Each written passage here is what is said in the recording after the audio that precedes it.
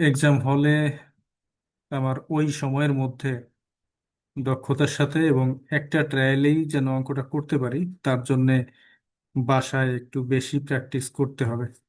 একই রকমের অঙ্ক, মনে হচ্ছে যে একই অঙ্ক, তারপরেও প্র্যাকটিস করতে হবে যাতে করে আমি আমার এক্সপার্টিস এক্সাম হলে শো করতে পারি ওই শর্টেস্ট টাইমের মধ্যে।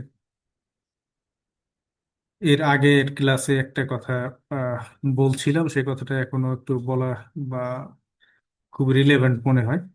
সেটা হচ্ছে আমরা এক্সাম দিতে যে এখন যারা, এখন যেহেতু আমরা সবাই হচ্ছে প্রফেশনালস, আমাদের লেখালেখির প্র্যাকটিস খুব কম এখন। এক্সাম হলে যে প্রথম দিকে যেটা হয়, কোশ্চেন কোনটা লিখবো এই সিদ্ধান্ত নিতে একটু লেট হয়। দ্বিতীয়ত, প্রথম যে কোশ্চেনটা পিক করি, চেষ্টা করি এটার অ্যান্সার আমি এত ভালো দিব যেন একটা দেখেই স্যার ডিসিশন নেয়, মানে স্যারের উপর একটা পজিটিভ ইমপ্রেশন ফেলতে পারি, যিনি খাতাটা দেখবেন, যে না, ভালো। তো ওইটা আসলে, আমি যেহেতু একজন প্রফেশনাল এক্সপিরিয়েন্সড পারসন, আমার খাতা যিনি কাটবেন তিনিও প্রফেশনালস এবং এক্সপিরিয়েন্সড পারসন। তো তিনি ওই একটা কোশ্চেন দেখেই যে আমার পুরো খাতাটা জাজ করবেন এই আশা করাটা আসলে অবান্তর। আমার পুরো খাতাটা জুড়েই যেন আমার এক্সপার্টিজের ছাপ থাকে, আমার ম্যাচুরিটির ছাপ থাকে, সেই চেষ্টা আমার করতে হবে। তার জন্য একদম ফার্স্ট মিনিট থেকেই আমার সেই লেখার ধরনটা শুরু করতে হবে এবং বজায় রাখতে হবে শেষ মিনিট অবধি। অ্যাকাউন্টিং এর সাবজেক্টের যদি আমরা স্পেশালি কথা বলি, তাহলে এখানে যে সমস্যাটায় পড়ি সেটা হচ্ছে, অঙ্ক যদি কোনো একটা সিঙ্গেল অঙ্ক যদি সেকেন্ড টাইম ট্রায়াল দিতে হয়, তাহলে বুঝবেন যে খেলা শেষ। একটা একটা 20 মার্ক ছেড়ে দিতে হবে। এই জন্যে প্র্যাকটিস যা করার, এক্সপেরিমেন্ট যা করার, তা বাসায় বসে করব আমরা। এক্সাম হলের জন্য জন্য কোনো এক্সপেরিমেন্ট জমা না থাকে। একই অঙ্ক প্রয়োজনে 5 বার করব, কিন্তু পরীক্ষার হলে এক্সপেরিমেন্ট দেখাইতে যাব না।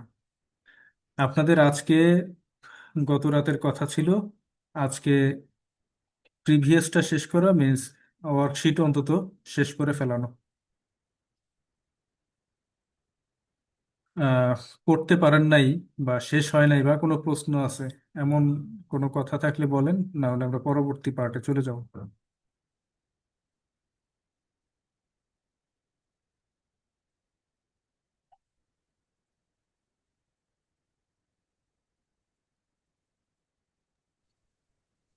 হ্যাঁ, পরবর্তী পার্টে যাই, কারণ হচ্ছে গিয়ে ওয়ার্কশিট যে ম্যান্ডেটরি আসবে সেরকম কোনো এটা, সিউরিটি নাই। হ্যাঁ, গত ওয়ার্কশিট ম্যান্ডেটরি আসবে এটা শিওর না, তবে ওয়ার্কশিটের অ্যাডজাস্টিং এন্ট্রিজ, আমরা তো একসাথে দুটো জিনিস দেখছি এখানে। হ্যাঁ। অ্যাডজাস্টিং এন্ট্রিজটা কিন্তু শুধু ওয়ার্কশিটের জন্যই গুরুত্বপূর্ণ তা না। অ্যাডজাস্টিং হুম। এন্ট্রিজটা বুঝতে পারলে আমার ফাইনাল স্টেটমেন্ট যেটা, ফাইনাল অ্যাকাউন্ট যেটা, অর্থাৎ ফিনান্সিয়াল স্টেটমেন্ট যেটা আমরা বলি, ফিনান্সিয়াল হুম। স্টেটমেন্টটা কিন্তু খুব ভালো একটা কাজে আসবে। অ্যাডজাস্টিং হুম। এন্ট্রিজটা ভালো মতো বুঝতে হবে, ওইখানেও বুঝতে হবে। তো এইখান থেকে যদি আমি এইটা এই নলেজটা সেইভাবে আপ করতে পারি নিজের মধ্যে, তাহলে ওইখানে যেও কিন্তু খুব কাজে দিবে আমাকে।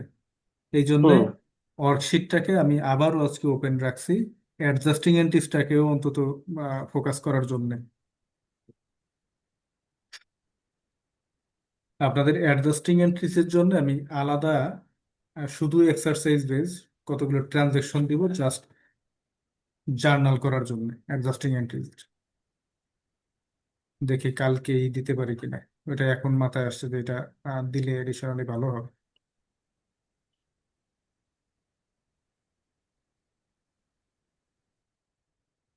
আহ রাকিব উদ্দিন স্যার, আপনি ইয়ে করছেন, ওয়ার্কশিটটা করতে পারছেন আজকে? আমি একটা ওয়ার্কশিট করছি প্র্যাকটিস, কিন্তু আমার সমস্যা হচ্ছে ওয়ার্কশিটটাতে আমার খুব একটা ঝামেলা হয়, কিন্তু পরবর্তীতে ইনকাম স্টেটমেন্ট বা আদার্স যে ব্যালেন্স শিট এগুলো করতে গিয়ে আমি খুব মানে প্যারা খাচ্ছি। আচ্ছা আচ্ছা আচ্ছা, বুঝতে পারছি। তাহলে ওয়ার্কশিটে এখন আর সময় নষ্ট না করি, আমাদের আজকের প্ল্যান অনুযায়ী আজকে আমাদের আলোচনার বিষয় হচ্ছে ডেপ্রিসিয়েশন। আমরা এই ছোট ছোট জিনিসগুলোকে শেষ করে, এই কনসেপ্টগুলোকে ক্লিয়ার করে, এরপরে ক্যাশ ফ্লো স্টেটমেন্টে যাব, দেন যাব হচ্ছে ফিনান্সিয়াল স্টেটমেন্টে। আর এরপরে যদি এডিশনাল টাইম আমরা পেয়ে যাই, আরো একটা দুটো ক্লাস করতে পারি রিভাইজ, মানে রিভাইজের হিসাবটা রেখে, তাহলে আমরা ক্যাশ অ্যাকাউন্টস এর দিকে একটু তাকাবো, ক্যাশ বুকের দিকে। আচ্ছা দাদা, একটা প্রশ্ন আছে। জি। একটু আগে সুমন দা তো বললো যে আসলে কোথায় থেকে প্রশ্ন আসবে, তারপর আমি বিগত সালের কিছু প্রশ্ন নিয়ে আমি একটু স্টাডি করলাম। হ্যাঁ আমি দেখলাম যে ট্রায়াল ব্যালেন্স বা এই ধরনের লেজার টেজার বা ওয়ার্কশিটও আসে। হ্যাঁ হ্যাঁ। এখন আমরা তো ধরেন, আমি স্পেশালি আমার আসলে ব্যাকগ্রাউন্ড হচ্ছে আর্টসের, আমি কমার্সের, এগুলো আমার কাছে যতই আপনাদের কাছে ইজি মনে হয় আমার কাছে অনেক ডিফিকাল্ট মনে হয় বা করতে যাচ্ছি। আমরা কি এইভাবে কোনো ধরনের, যেমন আমি দেখলাম যে প্রথম দুইটা কোয়েশ্চেন থাকে থিওরিটিক্যাল, তারপর লাস্টের দিকে নোটস থাকে একটা থিওরিটিক্যাল, হ্যাঁ হ্যাঁ হ্যাঁ। এই টাইপের ধরেন আমরা একটু জাস্ট পরীক্ষার প্রিপারেশন, আমরা তো আসলে খুব ভালো মার্কস পেতে হবে এই ধরনের না, আমরা অন্তত না, পাস আমার করতে পারি। আমার এটা পিএইচডি করার প্রবণতা টেন্ডেন্সি এখন নাই, তাই না? জি, মানে হ্যাঁ। জাস্ট পাস করতে পারি বা আমরা পরীক্ষায় আনসার করতে পারি, এই টাইপের একটা সাজেশন বা একটা আপনি শর্টকাট আমাদের কোনো একটা মেথড যদি দিতেন, আমি অন্তত স্পেশালি উপকৃত হইতাম। না হলে এতগুলো ধরে আমি কিছুই বুঝতেছি না, মাঝে মাঝে আমার কাছে মনে হয় আমি একই জিনিস বারবার ভুল করতেছি, আচ্ছা। কিন্তু সেটা আবার আমার ঠিক হচ্ছে। মানে এই টাইপের একটা সিলেবাস বা একটা আমাদের কাজের একটা ইয়ে ধরে আগাইলে কি ভালো হয় না? আমি জানি না, সুমন দা মনে হচ্ছে এক্সপার্ট, আমি দাদার গতকালকেও দেখলাম অনেক কিছু দাদা ভালোই বোঝে, বাট আমার আপনার কাছে একটু থাকলো আর কি, আপনি একটু ভেবে দেখবেন।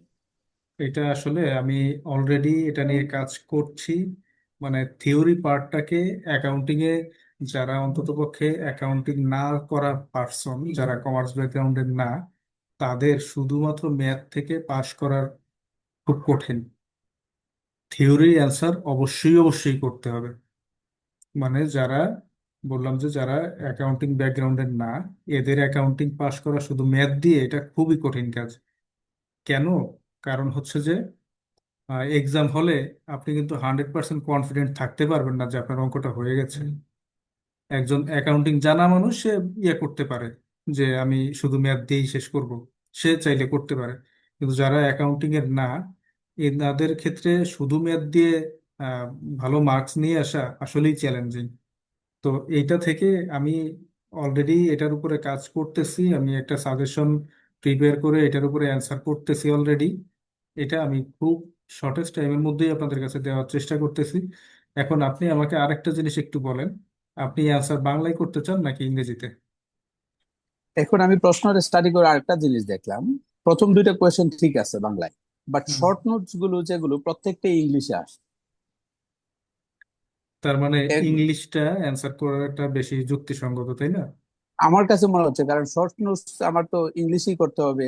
যদি আপনার কাছে দুইটাই থাকে, আমি দুইটাই কম্পারেটিভলি আমার জন্য বোঝার জন্য সহজ হবে, অনেক সময় ইংলিশে না বুঝলে না, বাংলাটা দেখলে। আমি আমি হচ্ছে যে আম, আহ, এর আগের ইসেও বলেছি যে আমি প্রত্যেকটা এক্সামকে টার্গেট করে নতুন শিট প্রিপেয়ার করি।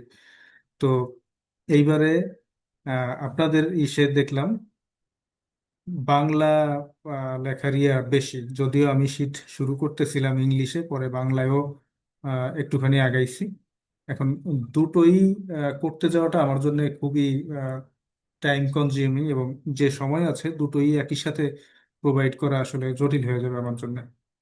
আচ্ছা দাদা, আরেকটা বিষয় আছে, ঠিক আছে, কোনো ফাইন, কোনো এ- অসুবিধা নেই, কিন্তু এবং শর্ট। শর্ট নোট, হ্যাঁ শর্ট নোটের যে কোশ্চেনটা ইংলিশ ভার্সনে যদিও আপনি পাচ্ছেন, ওটা কিন্তু থিওরি, এবং থিওরি আপনি বাংলায় অ্যান্সার করতে পারবেন অ্যাকাউন্টিং এ। আমাকে প্রশ্নে দেখাচ্ছে কিন্তু আমাকে যে ইংলিশটা ফলো করার জন্য, এখন শর্ট নোট গুলো পয়েন্ট ইয়েগুলো কিন্তু হেডলাইন কিন্তু ইংলিশে, আমি কি বাংলায় ইংলিশে থাকা সত্ত্বেও বাংলায় লিখতে পারবো? লিখতে পারবেন, হ্যাঁ অ্যাকাউন্টিং এর থিওরি পার্ট আপনি বাংলায় লিখতে পারবেন। ঠিক আছে, তাহলে তো আর কোনো অসুবিধা নেই। আচ্ছা,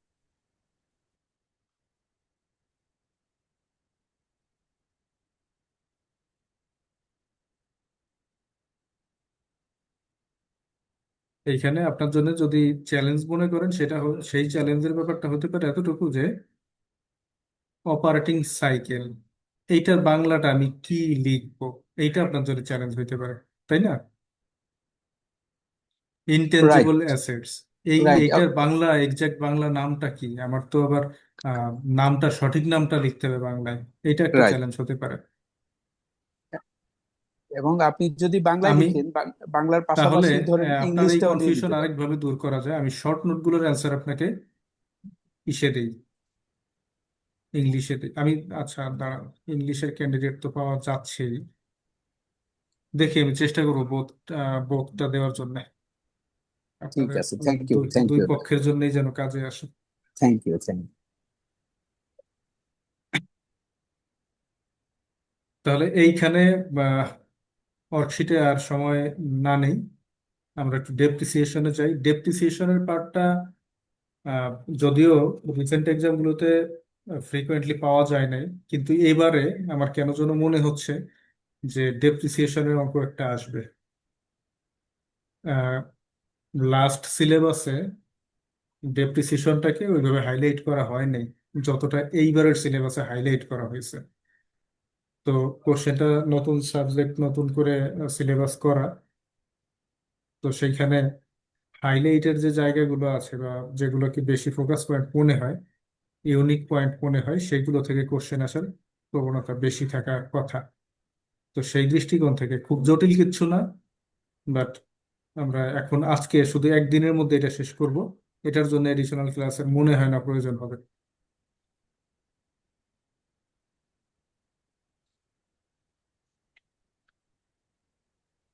আজকের প্রেজেন্টেশনটা পুরোটাই ইংরেজিতে করা, শুধুমাত্র অপচয় কি বা ডেপ্রিসিয়েশন কি কনসেপ্টটুকু বোঝার জন্য আমরা একটা বাংলা আহ, একটা সংজ্ঞার মতো করে একটা কথা লিখছি। একটু পড়ে দেখি, অপচয় আসলে কি জিনিস। অপচয় হলো কোনো স্থায়ী সম্পদের, আমরা কিন্তু এই জিনিসগুলো জানি আসলে অপচয় কি, কিন্তু অবচয় কি এই প্রশ্ন যদি আসে এবং তা যদি আমার অ্যান্সার করতে হয়, সেই অ্যান্সার করতে গেলে আমার যেভাবে সেন্টেন্স প্যাটার্নটা হওয়া উচিত সেইটা দেখার জন্য আমরা একটু পড়ে যাচ্ছি। অবচয় কি? অবচয় হলো কোনো স্থায়ী সম্পদের, স্থায়ী সম্পদ বলতে আমরা বিভিন্ন জিনিসের নাম মেনশন করতে পারি। স্থায়ী সম্পদের ক্রয় মূল্য থেকে তার ব্যবহারের মাধ্যমে সময়ের সাথে সাথে যে মূল্য হ্রাস ঘটে, সেই হ্রাসকৃত মূল্যের হিসাবীকরণ প্রক্রিয়াই হচ্ছে অবচয়। অর্থাৎ সম্পদের সময়ের প্রবাহ, অপরিচালিত হওয়া ইত্যাদি কারণে তার কার্যক্ষমতা ও বাজার মূল্য কমে যাওয়া, হিসাব বিজ্ঞানে এই কমে যাওয়া মূল্যের অংশ একটি প্রতি বছরে ব্যয় আকারে দেখানো হয়। এইটাই হচ্ছে অবচয়। এবং এই যে যে ব্যয় আকারে দেখানো হয়, এইটাকে আমরা গতকালকের অ্যাডজাস্টিং এন্ট্রিস এর মধ্যে একটা কথা দেখে এসেছিলাম। যখন অবচয়ের বা ডেপ্রিসিয়েশনের আমরা অ্যাডজাস্টিং এন্ট্রিস দিলাম, তখন জার্নালটা হয়েছিল এমন: depreciation expense debit, accumulated depreciation credit. তো এই যে যে মডিউলটা নিয়ে আমরা কথা বলছি, ডেপ্রিসিয়েশন, এই ডেপ্রিসিয়েশন মডিউলের ক্ষেত্রেও ওই জাবেদাটা কাজে লাগবে এবং ওই কনসেপ্টটা কাজে লাগবে। অ্যাকুমুলেটেড ডেপ্রিসিয়েশন, ডেপ্রিসিয়েশনের সাথে অ্যাকুমুলেটেড ডেপ্রিসিয়েশন কনসেপ্টটা কাজে লাগবে। তো অবচয় কি এটা নিয়ে আমরা খুব বেশি কথা বলার আসলে প্রয়োজন নাই।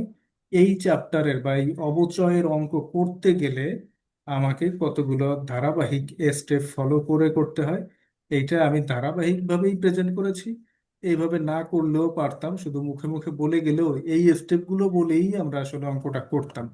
তবে আপনাদের বোঝার সুবিধার্থে এবং রেডি রেফারেন্স হিসেবে পরবর্তীতে এটা ব্যবহার করতে পারবেন।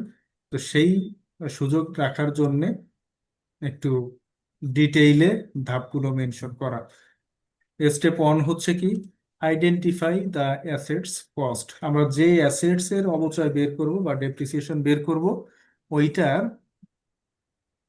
মূল্য বা ব্যয়, ব্যয় মূল্য কত, বা ক্যাপিটালাইজড কস্ট, এই শব্দটাকে একটু তাকাই। ক্যাপিটালাইজড কস্ট, আমাদের ব্যয় হয় দুই প্রকার: মুনাফা জাতীয় ব্যয় একটা, মূলধন জাতীয় ব্যয় একটা। তো মূলধন জাতীয় ব্যয় বলতে আমরা সেই ব্যয়গুলোকে মিন করি যে ব্যয় থেকে আমরা আসলে কোনো দীর্ঘমেয়াদী সম্পদ অর্জন করি, সেইগুলো হচ্ছে মূলধন জাতীয় ব্যয়। তো এইখানে আইডেন্টিফাই দ্য অ্যাসেটস কস্ট, এই কথাটার মধ্যেও কিন্তু ক্যাপিটালাইজড কস্টের কনসেপ্টটা নিয়ে আসা। অর্থাৎ আমরা সম্পদ অর্জন করতে যে অনেক রকমের ব্যয় হতে পারে, সম্পদ মেইনটেইন করতে যে অনেক রকমের ব্যয় হতে পারে, সেই ব্যয়গুলো থেকে শুধুমাত্র ক্যাপিটালাইজড করি আমরা যেটাকে, অর্থাৎ যেটাকে আমরা সম্পদ হিসেবে দেখাই, সেই ব্যয়গুলোই এইখানে আমার ব্যয় হিসেবে বিবেচনায় আসবে।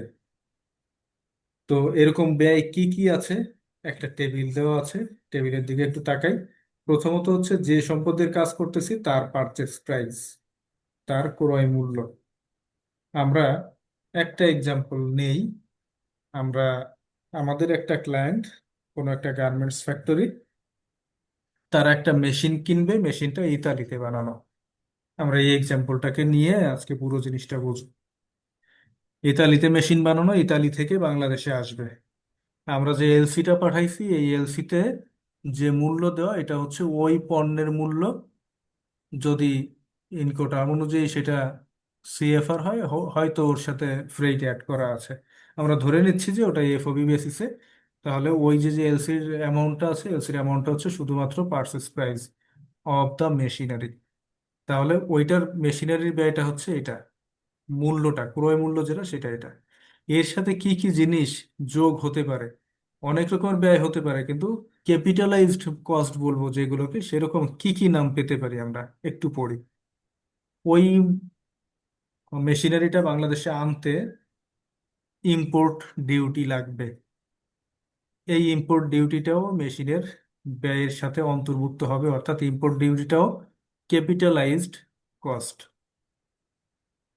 ওইটা আনার জন্য যে জাহাজ ভাড়া দেওয়া হয়েছে, সেটাও ক্যাপিটালাইজড কস্ট। ওইটা আনতে যে ইন্স্যুরেন্স খরচ করতে হয়েছে, ইন্স্যুরেন্স করা লাগছে। বাংলাদেশের ইম্পোর্ট পলিসি অনুযায়ী আপনার প্রত্যেকটা ইম্পোর্টের ক্ষেত্রেই ম্যান্ডেটরিলি ইন্স্যুরেন্স করতে হবে। তো ইন্স্যুরেন্স করা হয়েছে, সেই ব্যয়টাও মেশিনের ব্যয় হিসেবে গণ্য হবে।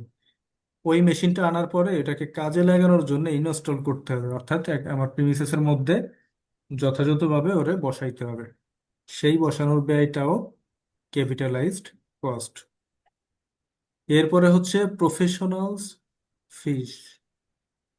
এই মেশিনটা এখানে বসানোর জন্য যদি কোনো প্রফেশনালকে হায়ার করা হয়, কোনো ইঞ্জিনিয়ারকে হায়ার করা হয়, যে তিনি, যার পরামর্শ অনুযায়ী আমরা ইনস্টল করব, তার ফি, এটাও ওই মেশিনের ব্যয়ের মধ্যেই অন্তর্ভুক্ত হবে, অর্থাৎ ক্যাপিটালাইজড কস্ট হিসেবে আমরা চিন্তা ভাবনা করবো সেটাকে। আর একটা খরচের নাম হচ্ছে টেস্ট রান বা ট্রায়াল এক্সপেন্স। ট্রায়াল দিতে যেয়ে যদি কোনো এডিশনাল খরচ, এডিশনাল বাজেটের প্রয়োজন হয়, সেটাকেও আমরা এই মেশিনারির কস্ট হিসেবেই মনে করব। মোট কথা, আমরা যদি এটাকে সামারাইজ করি, তাহলে মেশিনারির কস্ট বলতে বা এই অ্যাসেটের মূল্য বলতে আমরা সেই সমস্ত খরচকে ইনক্লুড করব যে খরচগুলো না করলে মেশিনটা বা সম্পদটা ইউটিলাইজ করা যায় না। ইউটিলাইজ করা পর্যন্ত, ইউটিলাইজ স্টার্ট করা পর্যন্ত যত রকমের ব্যয় আছে, সব ব্যয়ই আসলে ওই মেশিনের ব্যয়। ইউটিলাইজ স্টার্ট করছি, এরপরে যদি ব্যয় করি, সে ব্যয় অন্য ব্যয় হতে পারে, সেটা মূলধন জাতীয় ব্যয় হবে না নর্মালি। যেমন ধরেন, স্টার্ট করলাম, 1 সপ্তাহ পরে যে রিপেয়ার করা লাগছে, এই রিপেয়ারিং এর খরচ কিন্তু আর ওই মেশিনের মূল্য হিসেবে বা ক্যাপিটালাইজড কস্ট হিসেবে ধরা যাবে না। তাহলে আমরা সংক্ষেপে যদি সিদ্ধান্ত নিই, কি সিদ্ধান্ত নিব?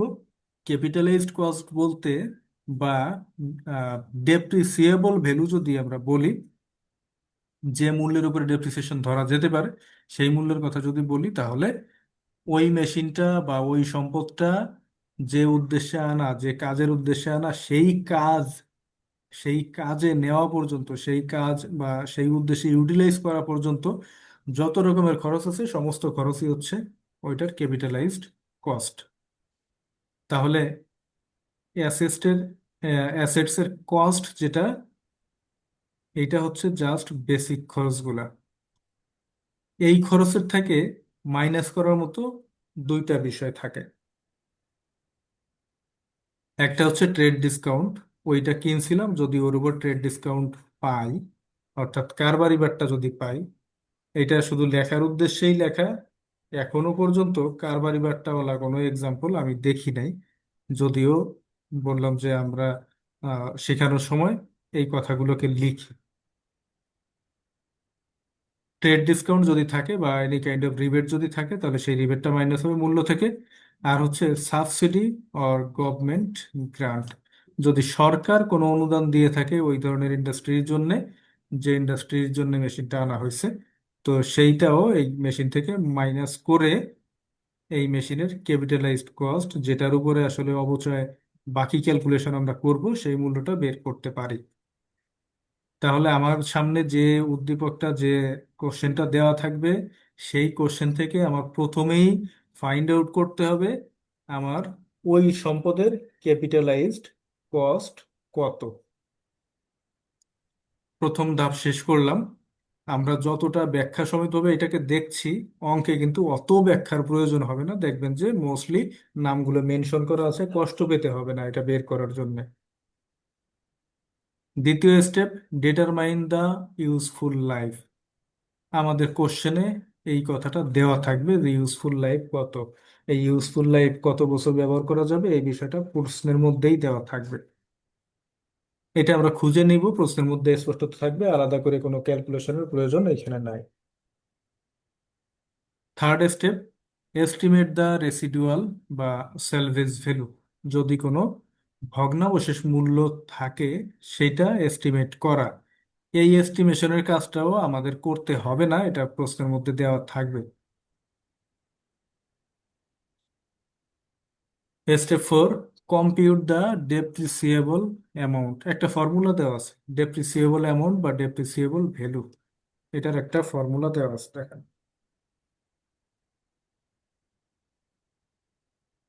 ফর্মুলাটা কি? কস্ট অফ অ্যাসেট মাইনাস হচ্ছে রেসিডুয়াল ভ্যালু। একদম সহজ। আমরা কিন্তু এখন হচ্ছে মূল অঙ্কের ভিতরে প্রবেশ করার চেষ্টায় আছি ডেপ্রিসিয়েবল ভ্যালু থেকে। এখন ডেপ্রিসিয়েবল ভ্যালু এইখান থেকে আমি আলাদা করে বের না করে ডিরেক্ট ফর্মুলার মধ্যেও লিখতে পারি। স্টেপ মেনশন করার সময় আমরা মেনশন করে যাচ্ছি, আপনি কত শর্টেস্ট ওয়েতে করবেন এই ডিসিশন আপনি নিতে পারবেন। আপনার এই প্রত্যেকটা ধাপ, মানে ল্যাডারের প্রত্যেকটা স্টেপ যে আপনাকে মারাইতে হবে এটা এখানে ম্যান্ডেটরি না। জাস্ট আমরা বোঝানোর সময় বলার চেষ্টা করি যে এই এই ধাপ আমরা মেনটেন করব। এবার ডেপ্রিসিয়েশন মেথডটাকে চুজ করা। এই মেথডটা নর্মালি কোশ্চেনে বলা থাকে যে আপনি এই পদ্ধতিতে ডেপ্রিসিয়েশন বের করবেন। আর যদি কখনো আমাকে সিদ্ধান্ত নিতে বলে যে আপনি সিদ্ধান্ত নেন কোন পদ্ধতি ভালো হবে, তখন আমার আসলে একটু এক্সপার্টিস শো করার বিষয় থাকে। সেই জিনিসটাও আমরা আজকে দেখব, একটু পরেই আমরা সাজানো আছে সে কথাগুলো। তো এই মুহূর্তে আমরা হচ্ছে কি খুঁজতেছি, ডেপ্রিসিয়েশন মেথড কোনটা, কোন মেথডে ডেপ্রিসিয়েশন ধার্য করা হবে। আমরা প্রথমে ধরে নেই যে ধার্য যেটা করা হবে সেটা প্রশ্নে বলা আছে। যদি বলা না থাকে তখনকার কথা একটু পরে বলবো, এখন ধরে নিচ্ছি যে বলা আছে। তো বলা আছে আমাদের এখন আইবিবির প্রেসক্রিপশন অনুযায়ী তিনটা মেথডের কথা এইবারের প্রেসক্রিপশনে বলা বা এইবারের টেক্সট বুকে বলা। যদিও ডেপ্রিসিয়েশনের মেথড আরো অনেকগুলোই আছে, বাট আমরা এই তিনটাকেই মাথায় নিয়ে কাজ করব, কারণ এর বাইরের কথাগুলো এই মুহূর্তে আমাদের বিবেচনায় না নিলেও চলে, অত ডিটেইলে ওনরা আসলে দেয় নাই। প্রথম পদ্ধতি এবং সব থেকে সহজ পদ্ধতি সেটা হচ্ছে স্ট্রেট লাইন মেথড।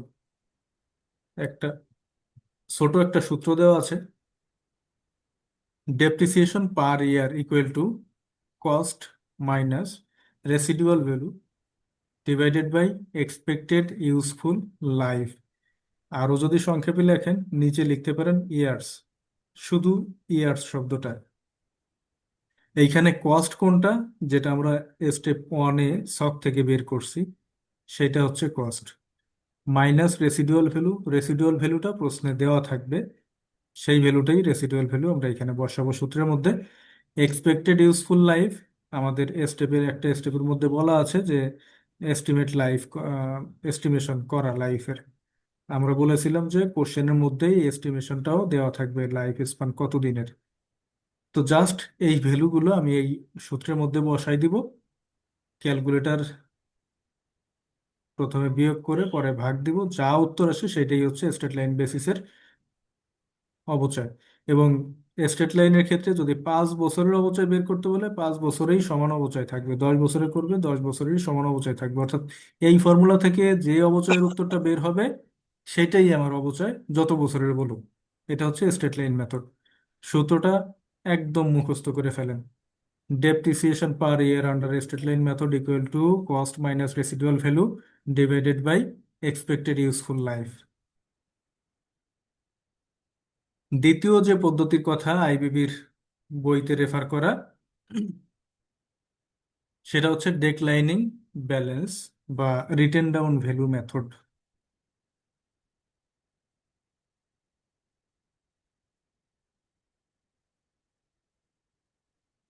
এইখানে ডেপ্রিসিয়েশন বের করার জন্য একটু জটিলভাবে চিন্তা ভাবনা করতে হয়।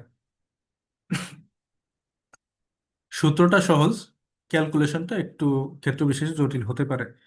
Depreciation equal to book value at beginning of year into rate, rate means depreciation rate.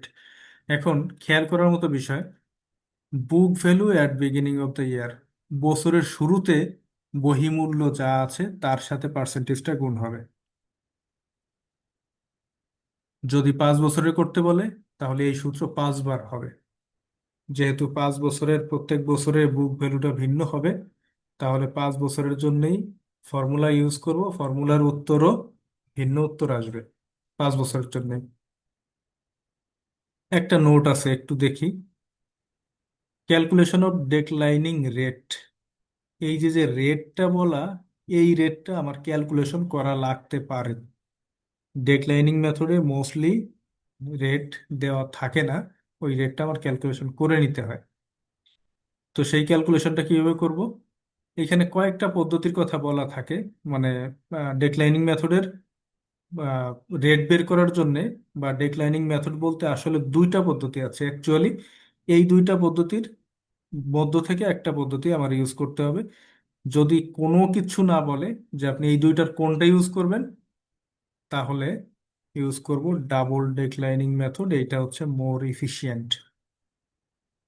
যদি আমাকে সিদ্ধান্ত নিতে বলে, বা আমাকে বলে নাই, শুধু বলছে ডেক্লাইনিং ব্যালেন্স মেথডে অবচয় বের করেন, তাহলে ডাবল ডেক্লাইনে চলে যাব। আর যদি স্পষ্ট বলে ডাবল ডেক্লাইনিং, তাহলে তো কোনো কথা নেই। আর সিঙ্গেল ডেক্লাইনিং বললে তখন সিঙ্গেলে থাকবো। এখন ডাবল আর সিঙ্গেলের মধ্যে শুধু গুণন 2 এর পার্থক্য।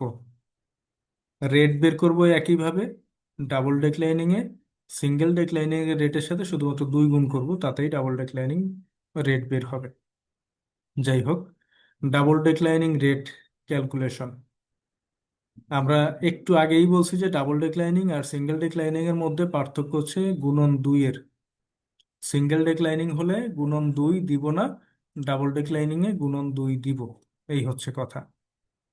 তো এই অবচয়ের হার বের করার মোট 3টা পদ্ধতি আছে।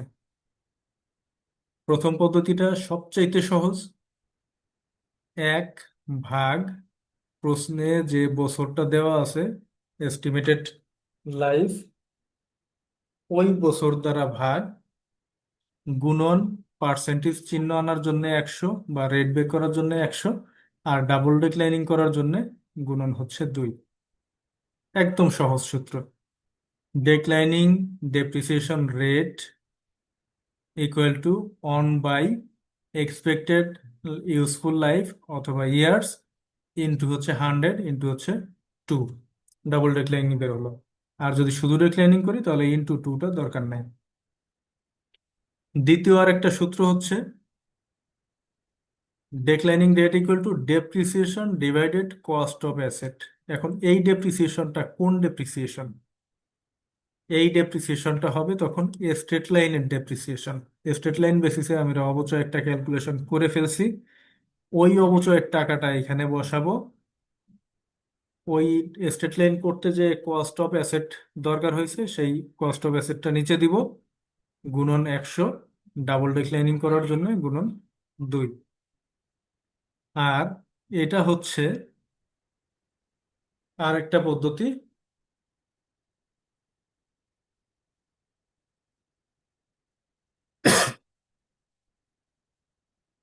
যে পদ্ধতি একটা ফর্মুলা ইউজ করা হয় এইখানে,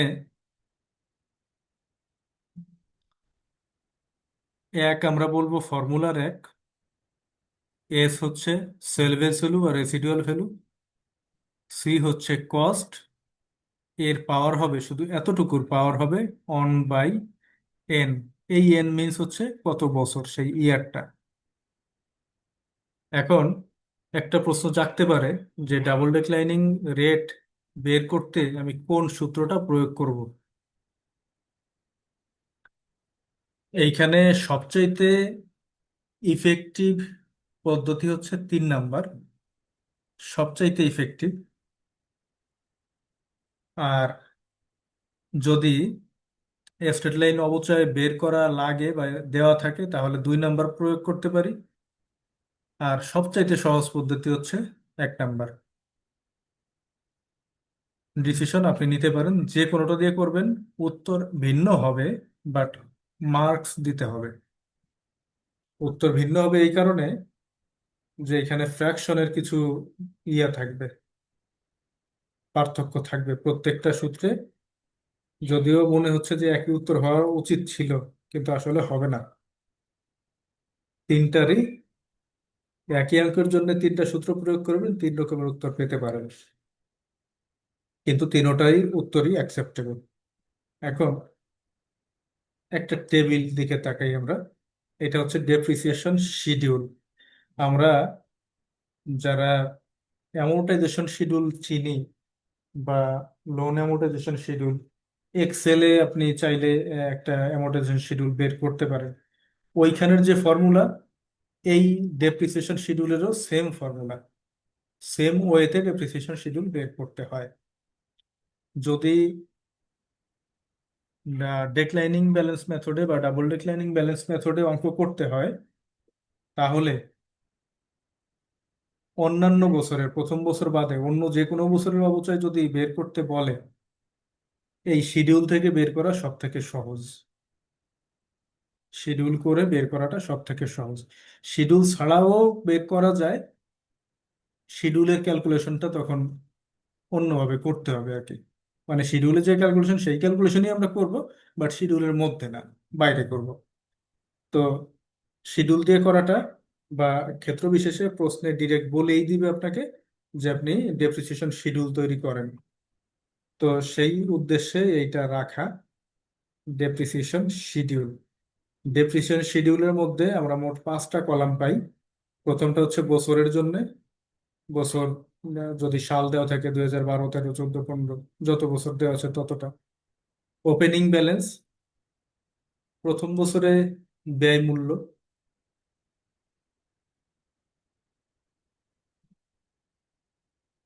প্রথম বছরে ব্যয় মূল্য, দ্বিতীয় বছরে প্রথম বছরের ক্লোজিং অ্যামাউন্ট এখানে চলে আসবে। এরকম করে প্রত্যেকটা বছর চেঞ্জ হবে। আমরা অঙ্কে গেলে এটা আরো প্র্যাকটিক্যালি দেখতে পারবো। ডেপ্রিসিয়েশনের অ্যামাউন্ট বের করার জন্য 3 নাম্বার কলাম সমান সমান 2 নাম্বার কলাম গুণ হচ্ছে ডেপ্রিসিয়েশনের রেট। অর্থাৎ এই প্রথম কলামের মধ্যে যে টাকা থাকবে সেটার সাথে রেট গুণ করে ডেপ্রিসিয়েশন বের করবো। প্রত্যেক বছরে ভিন্ন ভিন্ন ডেপ্রিসিয়েশন অ্যামাউন্ট আসবে। Accumulated depreciation, just previous amount গুলোকে যোগ করতে হবে, প্রিভিয়াস ডেপ্রিসিয়েশনের অ্যামাউন্ট গুলোকে যোগ করতে হবে। প্রথম বছর ডেপ্রিসিয়েশন সরাসরি আসবে, দ্বিতীয় বছরের ডেপ্রিসিয়েশন যেটা বের হলো এটার সাথে প্রথম বছরটা যোগ করে এইখানে বসাবো, অথবা এইটা প্লাস এইটা, এই কলাম এই সেল যোগ এই সেল করে এটা বসাবো। তৃতীয়টায় এই সেল যোগ এই সেল করে এখানে বসাবো। এইভাবে করে অঙ্কে গেলে আরো ভালো ধারণা পাবেন, ক্লিয়ার ধারণা পাবেন।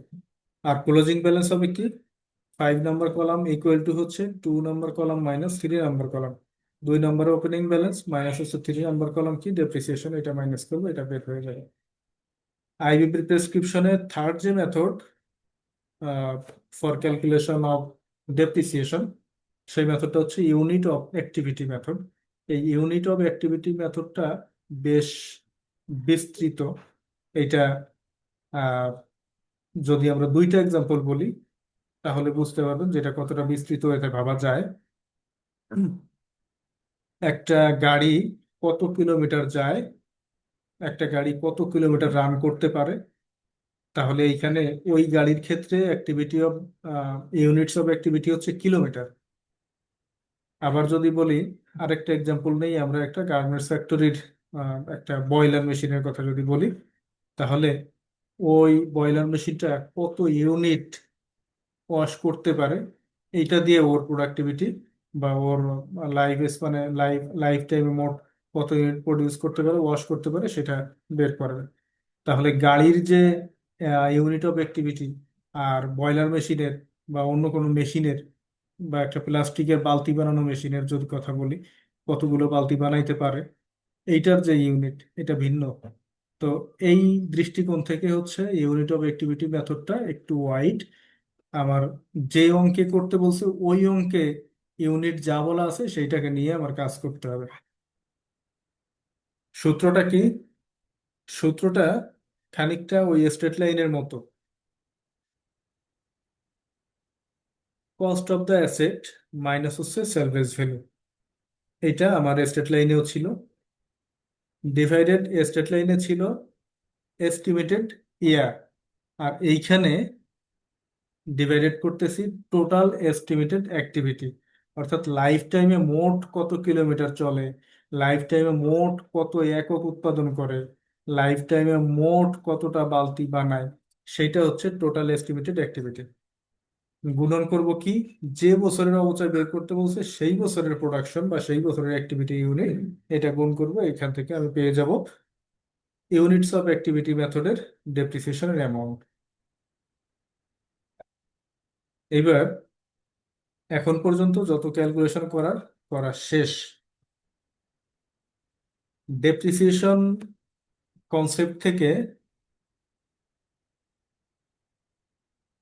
আইবিবির যে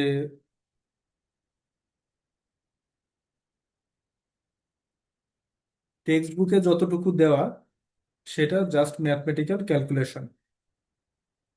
তবে ডেপ্রিসিয়েশনের শুধুমাত্র ম্যাথমেটিক্যাল ক্যালকুলেশন নিয়েই ডেপ্রিসিয়েশন শেষ হয় না, ডেপ্রিসিয়েশন থেকে জার্নাল করার প্রয়োজন হয়।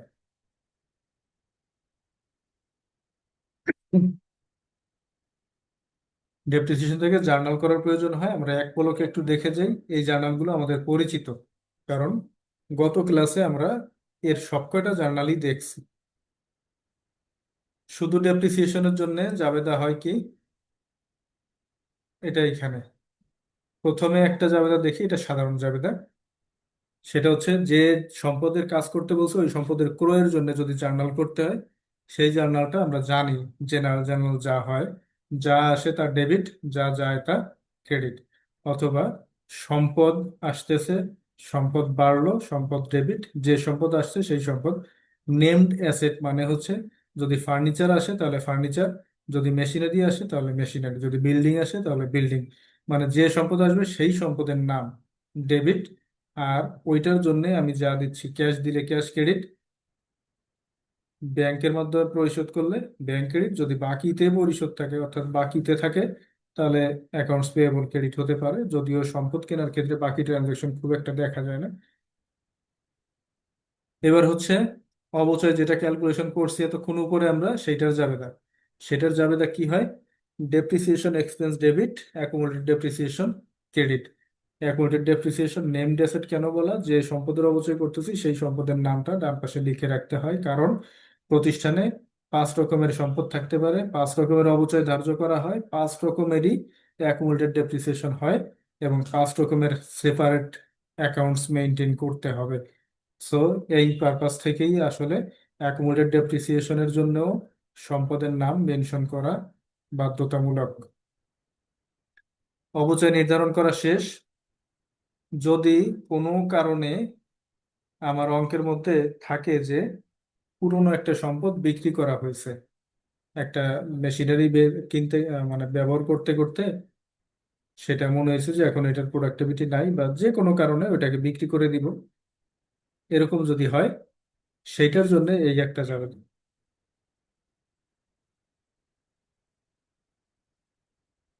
বিক্রয় মূল্য, বিক্রয় মূল্যের টাকাটা হচ্ছে ডেবিট, সেটা ক্যাশ টাকা পেতে পারি নর্মালি, অথবা চেক পাইলে ব্যাংকের মাধ্যমে ডেবিট হবে। একটা জাবেদার মধ্যে ওই সম্পদের সবকিছু, সব ট্রানজেকশন, ওইটা নিয়ে যত যা আছে, মানে এইটা যখন আমি আহ, আমার ইসে কোচিং এ যখন বোঝাই, তখন বলি যে এটা ব্রেকআপের গল্প, যে যার সাথে ব্রেকআপ হয়ে গেল ওর পুরনো গিফট গুলো ফেরত দিয়ে দিব। তো যদি কোনো সম্পদ বিক্রি করা হয়, তাহলে ওর নামে যা যা আছে আমার কাছে সবকিছুই ভ্যানিশ করতে হবে। এটা হচ্ছে কথা। তাহলে ওই সম্পদ বিক্রয় থেকে বিক্রয়ের একটা মূল্য পেলাম, বিক্রয় মূল্যটা ডেবিট। ওই সম্পদের নামে অ্যাকুমুলেটেড ডেপ্রিসিয়েশন তৈরি করা ছিল, যেটা ক্রেডিট ছিল। আমরা জানি অ্যাকুমুলেটেড ডেপ্রিসিয়েশনের ব্যালেন্স ক্রেডিট ব্যালেন্স হয়। তাহলে সেই ব্যালেন্সটাকে যদি আমি শেষ করতে চাই, তাহলে ওরে আমি করব কি, ডেবিট। যত অ্যামাউন্ট বিক্রয় করার দিন অবধি যত অ্যামাউন্ট অ্যাকুমুলেটেড আছে পুরো অ্যামাউন্টটা ডেবিট করব। ওই সম্পদ বিক্রি করা থেকে লাভও হতে পারে, লসও হতে পারে। যদি লস হয় তাহলে লসের অ্যামাউন্টটা হবে debit. Loss on sale of ওই যে সম্পদ সেইটা যদি থাকে, সেটা ডেবিট হবে।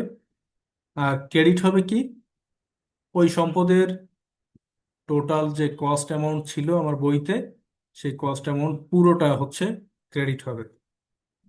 যদি লস না হয়ে গেইন হয়, তাহলে গেইনের জন্য গেইন অ্যামাউন্টটা ক্রেডিট হবে।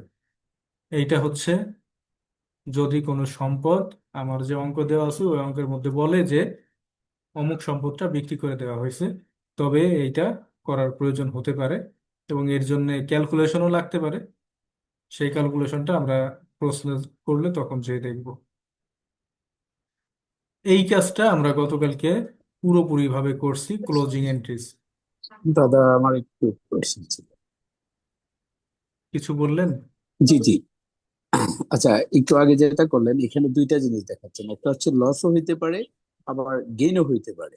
হ্যাঁ। দুইটা তো হবে না, যে কোনো না একটা না, হবে। একটা হবে, হ্যাঁ। তখন যদি আমি লস কি হয় করব? তখন, যদি লস হয় এই লাইনটা তখন লিখবেন না। আচ্ছা, রাইট। ওকে, আর থ্যাংক যদি ইউ। গেইন হয় তাহলে এই লাইনটা লিখবেন না। Thank you, thank you. আচ্ছা, ক্লোজিং এন্ট্রিস এর কথা গতকালকে আমরা বলছিলাম, একটু রিকল করি। ক্লোজিং এন্ট্রিস হচ্ছে কি, চলতি বছরের আয় এবং ব্যয়গুলোকে আয় বিবরণীতে বা আয় সারাংশতে স্থানান্তর করার জন্য যে এন্ট্রি দেওয়া হয় সেটাই হচ্ছে ক্লোজিং এন্ট্রি। তো আমরা এতক্ষণ যে ক্যালকুলেশন করছি, এর মধ্যে থেকে দেখেন তো, এটার মধ্যে কোনো আয় ব্যয় নাই। এর মধ্যে শুধু একটা ব্যয় আছে, সেটা হচ্ছে ডেপ্রিসিয়েশন এক্সপেন্স। এইটার মধ্যে আয়ও হইতে পারে, ব্যয়ও হইতে পারে, আবার কিছু নাও হইতে পারে। মানে যে মূল্য ছিল ওই মূল্যতেই বিক্রি করতে পারি, তাহলে আয়ও হবে না, ব্যয়ও হবে না, মানে লাভও হবে না, লসও হবে না। যদি লাভ বা লস হয়, তাহলে এটার জন্য একটা ক্লোজিং এন্ট্রি দরকার হবে। এবার যদি আয় হয়ে থাকে, তার জন্য একটা ক্লোজিং এন্ট্রি দিলাম। আয় যেহেতু ক্রেডিট থাকে, ওরে করব ডেবিট, আর ক্রেডিট করব ইনকাম সামারি। ব্যয় যেটা দেখলাম ডেপ্রিসিয়েশন এক্সপেন্স, এবং যদি এখান থেকে লস পাই, তাহলে তার জন্য যে জাবেদাটা হবে, এই দুটোই আমরা দেখছি ডেবিট, ডেপ্রিসিয়েশন এক্সপেন্স এবং লস দুটোই ডেবিট, তাহলে ওরা হয়ে যাবে এখন ক্রেডিট। আর বিপরীতে নাম লিখবো কার, ইনকাম সামারি। এতটুকু আমরা গতকালকে থেকে জাস্ট রিকল করলাম।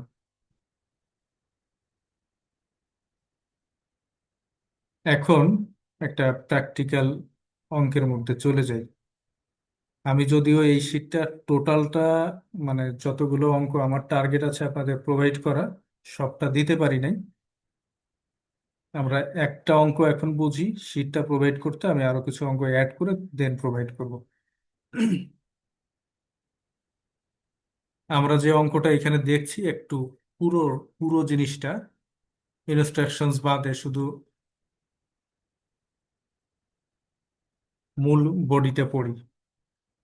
X Y Z limited purchased machinery on January 1, 2024 টাকা, 1,20,000। জানুয়ারি 2020 সালের 1 তারিখে 1,20,000 টাকা দিয়ে এক্স ওয়াই জেড লিমিটেড একটা মেশিন কিনেছে। The import duty was 1.5%, and to carry the machine the company had to pay টাকা 2000 অ্যাজ সি ফ্রেট। মেশিনের মূল্য ছিল, ক্রয় মূল্য ছিল 1,20,000। ওইটা ইম্পোর্ট করার জন্য ইম্পোর্ট ডিউটি দেওয়া হয়েছে 1.5%। ওই মেশিনটা ক্যারি করে জাহাজে করে আনতে জাহাজ ভাড়া গেছে 2,000 টাকা। Others cost of the machine till to be commissioned were as follows. আমরা ওই উপরের ব্যয় স্টেপ ওয়ানে দেখছিলাম, ওইখানে একটা কথা বলছিলাম যে মেশিনটা বা যে অ্যাসেটটা আমি ক্রয় করছি ওইটাকে ইউটিলাইজেশনে নেওয়া পর্যন্ত যত রকমের ব্যয় আছে তত রকমের ব্যয় আমার যোগ হয়ে ক্যাপিটালাইজড ভ্যালু বের হবে। তো এইখানেও আমরা সেই রকমের একটা স্যাম্পল দেখছি, সেই রকমের একটা এক্সাম্পল দেখছি যে সি ফ্রেট দিয়ে মাল আনা হলো বা মেশিনটা আনা হলো, এরপরেও আরো কিছু খরচ হয়েছে। সেই খরচটা হয়েছে টিল টু বি কমিশনড, মানে ওইটা মেশিনটা যে চালু বা সচল বা উৎপাদনমুখী এখন এটা করা পর্যন্ত আরো কিছু খরচ হয়েছে। সেই খরচগুলো কি? ইনস্টলেশন চার্জ, ইনস্টল করতে যে কোনো ইঞ্জিনিয়ারের পরামর্শ নেওয়া হয়েছে তার ফি, এই সবগুলো।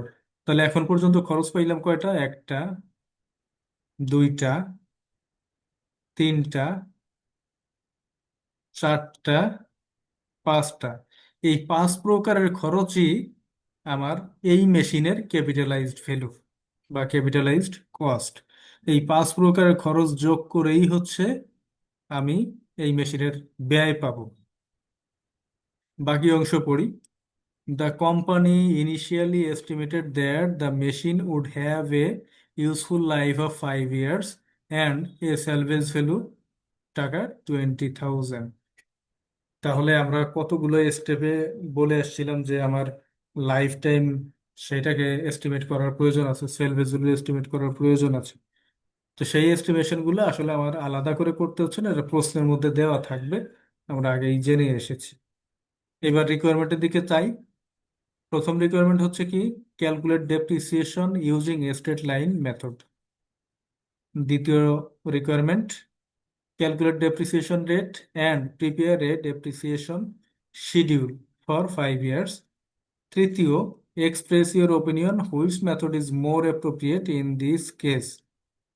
আমরা উপরে বলছিলাম যে কোন মেথডটা চুজ করব এটা যদি আমাকে সিদ্ধান্ত নিতে বলে তখন সিদ্ধান্তটা আমার নিতে হবে এবং এটার কিছু বেসিস আছে, সেই বেসিসটা আমরা এই সলিউশনের মধ্যে যেই দেখব।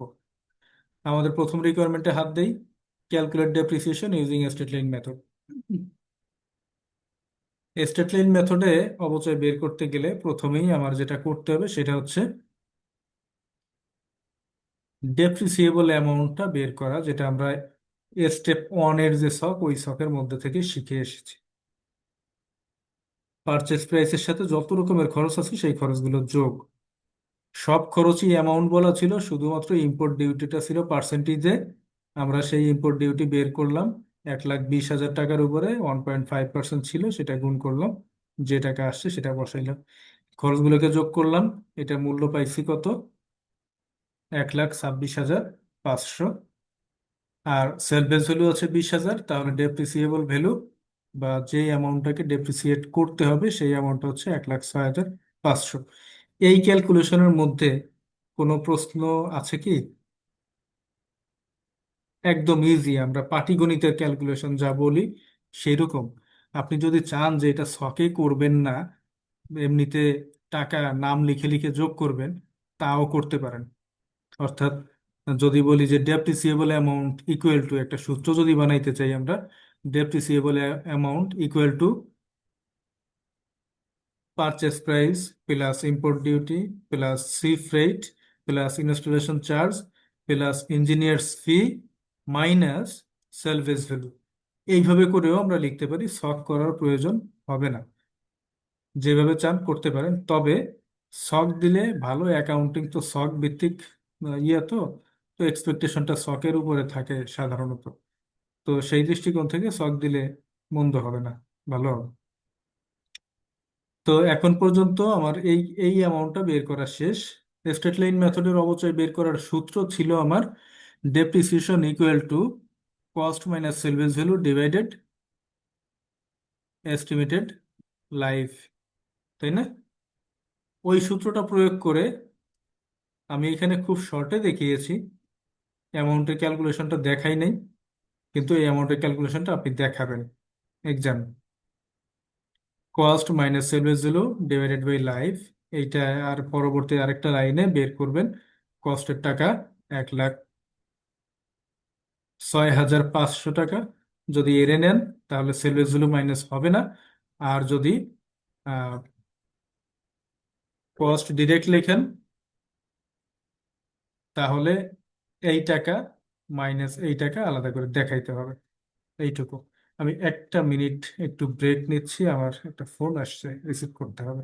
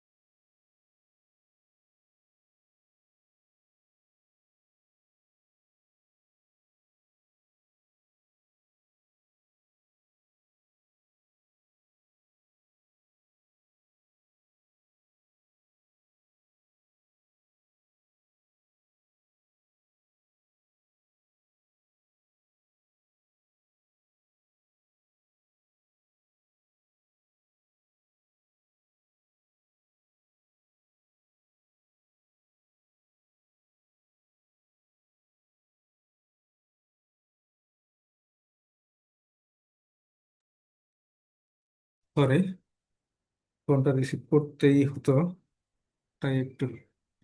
যাই হোক, 1 নাম্বার রিকোয়ারমেন্ট ফিল আপ করা আসলে খুব বেশি পরিশ্রম করতে হয় না আমাদের। দ্বিতীয় রিকোয়ারমেন্টটা ছিল calculate depreciation rate and prepare a depreciation schedule for 5 years under double declining method. কথাটা লেখা ছিল না, লিখে দিই। Calculate depreciation rate and prepare depreciation schedule for 5 years under double declining method. Double declining মেথডে আমরা কয়েকটা পদ্ধতি জানি, যে রেট বের করার 3টা পদ্ধতি আমরা দেখছিলাম। তো আমরা ওই সময় বলছিলাম যে কোন পদ্ধতিটা আমরা নিব, সেটা আমার কাছে যেটা সহজ মনে হবে আমি সেটা নিব।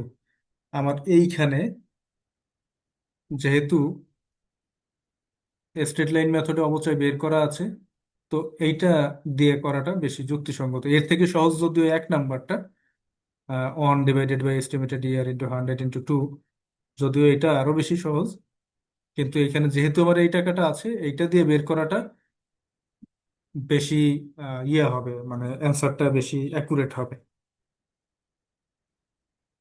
এইটার ফর্মুলাটা কি? রেট বের করার depreciation amount divided by cost of asset into 100 into 2, double declining এ 2, বের করে এটার উত্তর আসবে আমার 33.66%। জাস্ট সূত্রটা বুঝলে এইটুকু বের করা যাবে। এবার যাই শিডিউলটায়। Depreciation schedule using double declining depreciation method.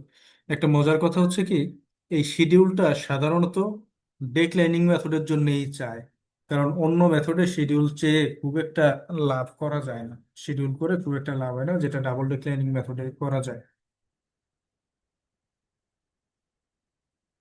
Opening balance, সম্পদের ক্রয় মূল্য যেটা ছিল আমরা দেখছি উপরের ক্যালকুলেশনে, সম্পদের ক্রয় মূল্য ছিল 1,26,500, সেইটা। ডেপ্রিসিয়েশনের এই অ্যামাউন্টটা বের করার সূত্র কি?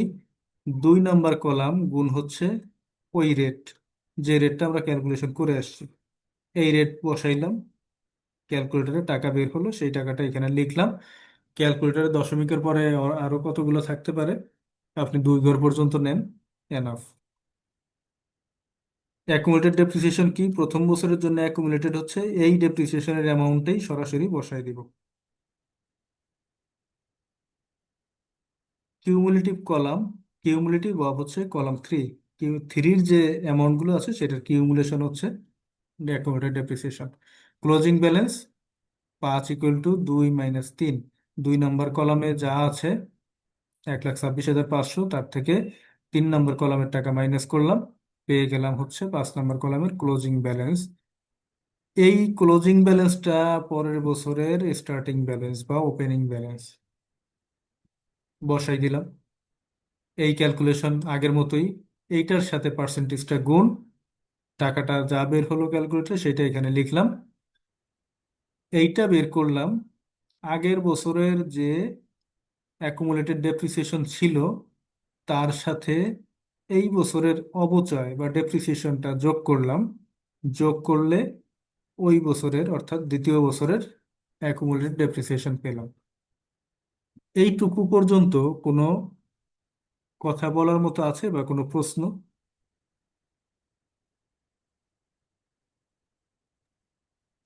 না দাদা, ঠিক আছে, ক্যারি অন। এই সুমন সেম ভাই কি ঠিক আছে? ওয়েতে একদম শেষ বছরের আগ পর্যন্ত সেম ওয়েতে করা যাবে, শেষ বছরের আগ পর্যন্ত। শেষ বছরে যে একটু ভিন্নভাবে চিন্তা ভাবনা করতে হতে পারে, করতে হতে পারে মানে সবসময় যে করতে হবে এটা না।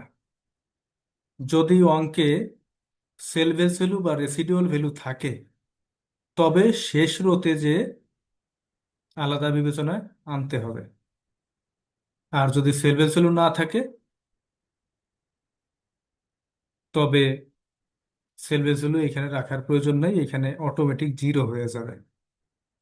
ক্লোজিং ব্যালেন্স শেষ বছরে যে জিরো হয়ে যাবে, ওরে আর ব্যবহার করার মতো কোনো মূল্য থাকবে না। এই কথাটা একটু মাথায় রাখবো যে সেলভেজ ভ্যালু থাকলে শেষ বছরের অ্যামাউন্টটা, ক্লোজিং ব্যালেন্স সেলভেজ ভ্যালুর অ্যামাউন্টটা থাকবে। আর যদি সেলভেজ ভ্যালু অঙ্কে না থাকে তাহলে শেষ বছরের অ্যামাউন্টটা হবে জিরো। এই জিরো যদি হয় তাহলে এর আগের যে দুইটা ব্যাপার আছে, দুইটা না আমরা একটা কথা বলি, অবচয়ের কথাটাই বলি, এই টাকাটা বের করাটা একটু ওই ম্যানুয়াল ক্যালকুলেশন থেকে বের করব, যেটা পার্সেন্টেজ ক্যালকুলেশনে হয়তোবা হুবহু এরকম আসবে না।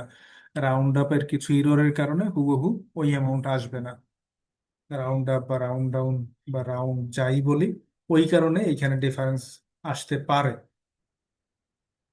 এই শুধুমাত্র শেষ রোতে, এর আগে কিন্তু সবগুলো আমরা একই পদ্ধতিতে শেষ করতে পারবো। 10 বছর আছে, 9 বছর পর্যন্ত একইভাবে যেতে পারবো।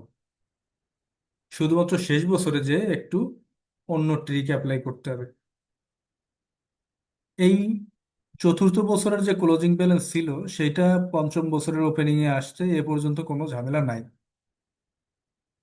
এই অবচয়ের টাকা বের করতে আমরা এইটার সাথে পার্সেন্টেজ সরাসরি গুণ করব না, এটা হচ্ছে শেষ বছরের কথা। শেষ বছরে একটু রিভার্স ওয়েতে কাজ করব। প্রথমে বসাবো ক্লোজিং ব্যালেন্স আছে কি নাই। যদি সেলভেজ ভ্যালু থাকে তাহলে ক্লোজিং ব্যালেন্স আছে সেলভেজ ভ্যালুর অ্যামাউন্ট, আর যদি সেলভেজ ভ্যালু না থাকে তাহলে ক্লোজিং ব্যালেন্স জিরো। ঠিক আছে, এবার আমরা ওই ব্যাক ক্যালকুলেশন করি, অথবা আরো সহজভাবে। দাদা, আবার একটু রিপিট যদি করতেন। সরি। লাস্টের যে শেষ বছরের যে ক্যালকুলেশনটা, এটা আবার একটু রিপিট যদি হ্যাঁ হ্যাঁ, করতেন। এটা আমি আরো 3 বার বলবো। আমারই জানা আছে যে এটা 3 বার বলতে হবে, লাগবে, কারণ এই জায়গাটায় কনফিউজিং। এই শেষ বছরে মানে রাউন্ড আপ ইররের অ্যামাউন্ট মিলানোর জন্য এটা আসলে করতে হয়। আর শেষ বছরটায় যখন আসবো, এই পর্যন্ত আসা, এই অ্যামাউন্ট আনা পর্যন্ত কোনো সমস্যা নাই। প্রিভিয়াস ক্যালকুলেশনের মতো করেই এই অ্যামাউন্টটা বসাবো। বসানোর পরে অঙ্কে সেলভেজ ভ্যালু যেটা আছে সেই অ্যামাউন্টটা শেষের রোতে মানে শেষের এই ক্লোজিং ব্যালেন্সের ঘরের মধ্যে বসাই দিব। বসানোর পরে এইটা তো এখনো আসে নাই, তাই না? এইটাও এখনো আসে নাই। আমরা জাস্ট এই অ্যামাউন্টটা পর্যন্ত বসাইছি কেবল। নর্মালি আমি কি করতাম, এই কলামে যেতাম, এইটার সাথে পার্সেন্টেজটা গুণ করতাম, এই টাকাটা বসাই দিতাম। এটা হচ্ছে নর্মাল, বাকি রো গুলোতে এইভাবে করে আসে। কিন্তু শেষ রোর ক্ষেত্রে আমাদের চিন্তা ভাবনাটা একটু ভিন্নভাবে করতে হবে। যেহেতু শেষ রোতে আমাকে বলা হয়েছে যে পঞ্চম বছরের সেলভেজ ভ্যালু মানে ওই পণ্যের বা ওই অ্যাসেটস এর সে ভ্যালু থাকবে মাত্র 20,000 টাকা। শেষ বছরে অ্যাসেটের ভ্যালু থাকবে 20,000। আমার এই ক্যালকুলেশন করলে দেখবেন যে 20,000 নাও থাকতে পারে। আমরা একটু দেখবো রাফ ক্যালকুলেশন করে, যদি মোবাইলে ক্যালকুলেটর ধরতে পারেন দেখেন। আমি বের করতেছি আমার ক্যালকুলেটরে, আমি একটু করে দেখি যে অ্যামাউন্টটা কত আসে যদি আগের রোর মতো করি। দেখি 24,501.5 গুণ হচ্ছে পার্সেন্টেজ 33.66। এতে টাকা আসে 8,247 টাকা। 8,247.20। 8,247.20 এই টাকা আসে। এখন এই টাকা যদি আসে আমার এই রোতে এই ঘরটায়, ফর্মুলা কি? 2 নাম্বার মাইনাস 3 নাম্বার। 2 নাম্বারে টাকা আছে 24,501, 3 নাম্বারে টাকা আছে 8,000। যদি তাই থাকে, আমি যদি আগের মতো করে বিয়োগ করে বের করি, তাহলে দেখি কত আসে। 24,501.5 মাইনাস হচ্ছে অবচয়ের টাকা। তাতে আমার এই সমাপনী মূল্য আসে 16,254.29। 16,254.29 এইটা আসে। কিন্তু প্রশ্নে তো আমাকে বলে দিছে,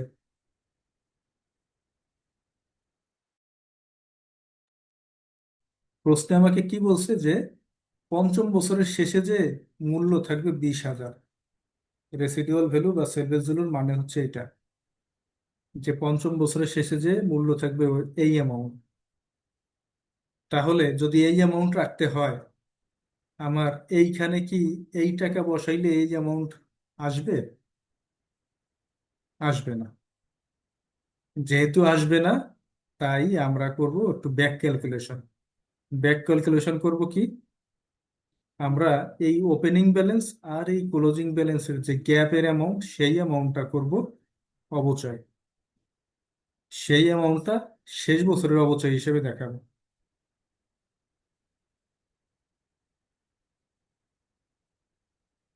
ওইটা ক্যালকুলেশন করা এইখানে আমি করে দিছি। ওই ডেপ্রিসিয়েশনটা বের করার জন্য আমরা শেষ রোতে ওপেনিং ব্যালেন্সের টাকা থেকে ক্লোজিং ব্যালেন্সের টাকা মাইনাস করে দিব, যা আসে সেটা হচ্ছে এখানে বসাবো। এবার এইটা পেয়ে গেলে তো এটা বসাইতে কোনো সমস্যা নেই। এটা কি হবে? এইটা যোগ হচ্ছে এই অ্যামাউন্ট, করলে কত আসে? 1,01,998.52 যোগ হচ্ছে 4,501.48।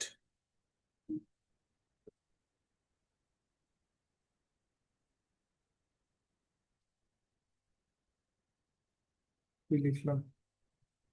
101,998.52 প্লাস হচ্ছে 4,501.48। তাহলে এই অ্যামাউন্ট পেলাম 1,06,500। এই শুধুমাত্র শেষ রোতে যে এই প্যারা, এবাদে অন্য সবকিছুতে অ্যাজ ইট ইজ আমরা প্রথম রোর ক্যালকুলেশন অনুযায়ী এই টাকাটারে এইখানে বসালাম, এইটার উপরে পার্সেন্টেজ করলাম। এইটা বের করার জন্যে এই টাকার সাথে এই টাকা যোগ করলাম, এইখানে বসালাম। এইটা বের করতে ওপেনিং ব্যালেন্স থেকে ওই বছরের অবচয় মাইনাস করলাম, এটা বের হলো। এইটাই চলে গেল পরের বছরের ওপেনিং এ, আবার পার্সেন্টেজ গুণ করলাম। এইটা প্রিভিয়াস এর সাথে এই বছরের অবচয় যোগ করে এটা পেলাম। এটা পেলাম ওপেনিং ব্যালেন্স থেকে এই বছরের অবচয় মাইনাস করে। এই টাকা ক্লোজিং এর টাকা ওপেনিং এ চলে আসলো পরের বছর।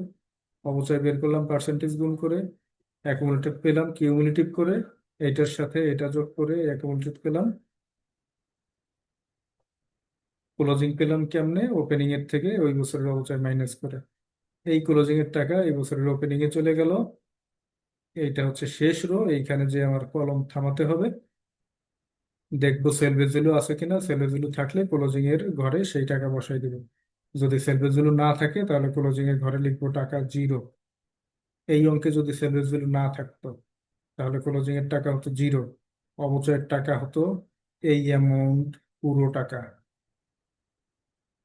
সেলভেজ ভ্যালু না থাকলে অবচয়ের টাকা প্রারম্ভিক ব্যালেন্সের টাকা পুরো টাকা হবে। এবার ওপেনিং এর থেকে এই টাকা মাইনাস করলে এটা জিরো হয়। আমার উদ্দেশ্য হচ্ছে এইটাকে ঠিক রাখা, ক্লোজিং ব্যালেন্সটাকে ঠিক রাখা, এটা হচ্ছে আমার উদ্দেশ্য শেষ বছরে।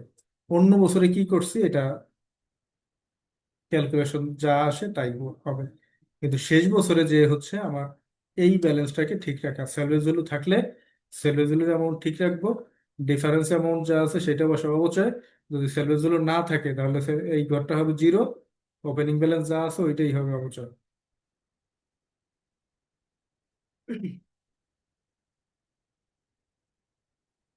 আর কোনো প্রশ্ন এখানে?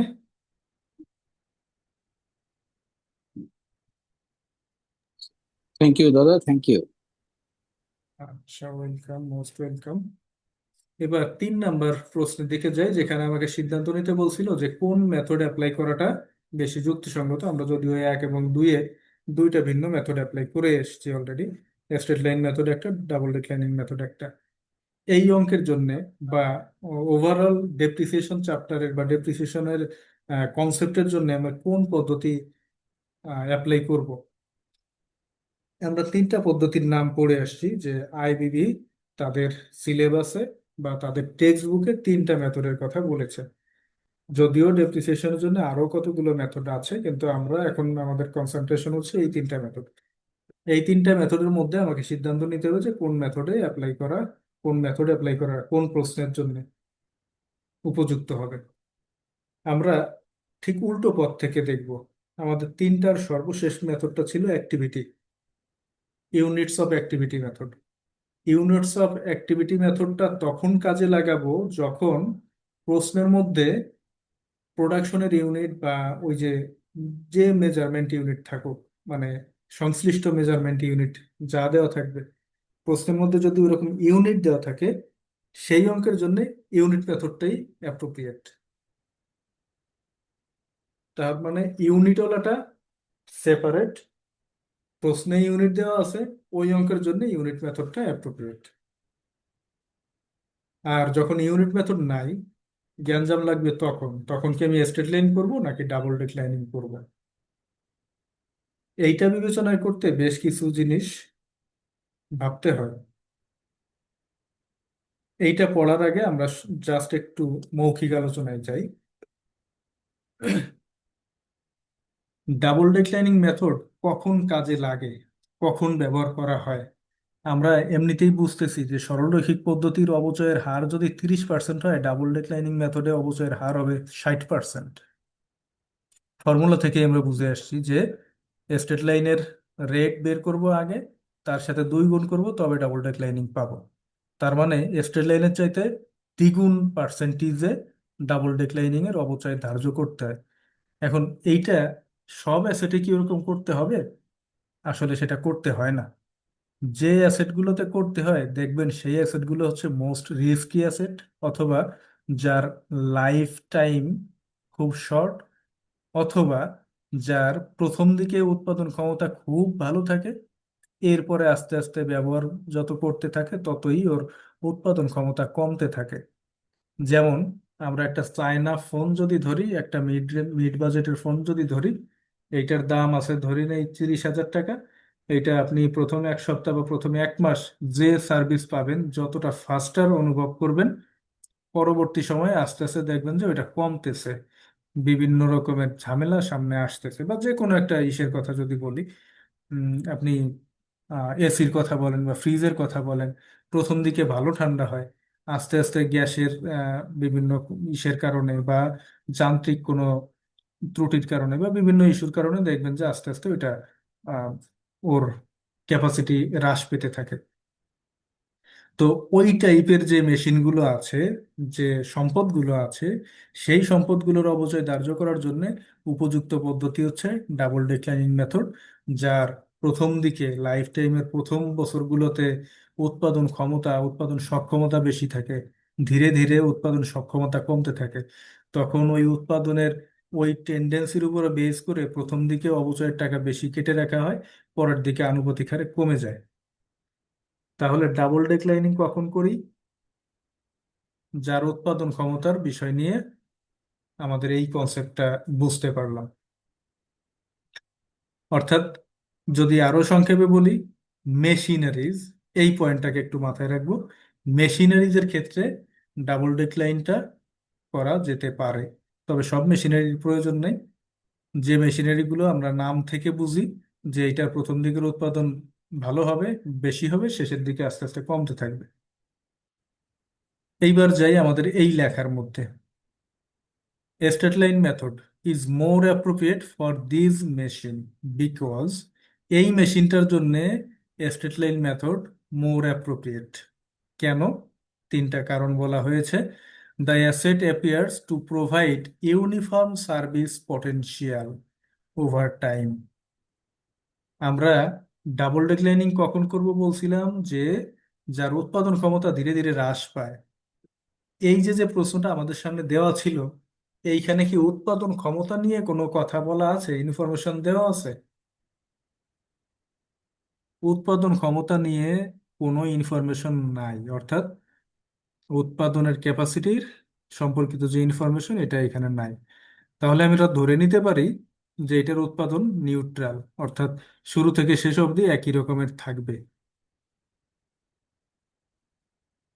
এইটা একটা অ্যাজাম্পশন আমাদের, ইউনিফর্ম সার্ভিস পটেনশিয়াল। দ্বিতীয় রিজন কি খুঁজে পাই? Management has set a fixed useful life and salvage value.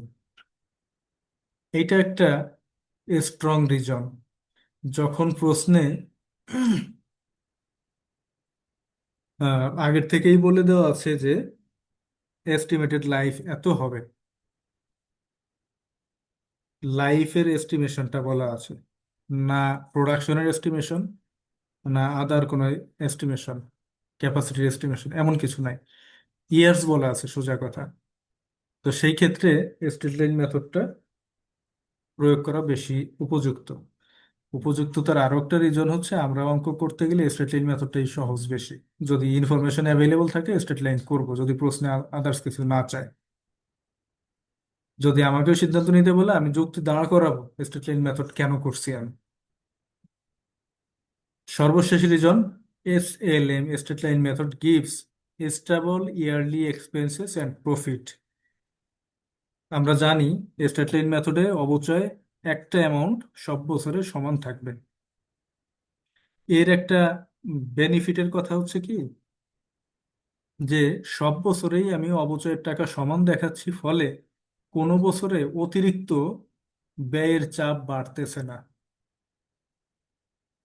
কিন্তু ডাবল ডিক্লাইনিং মেথড যদি দেখেন, 60% প্রথম বছরের যেহেতু কস্ট প্রাইস বেশি, তার 60% অ্যামাউন্ট, প্রথম বছরের অবচয় কত, 42,000 টাকা, দ্বিতীয় বছরে 28,000, তারপরে ধীরে ধীরে কমছে, তাই না?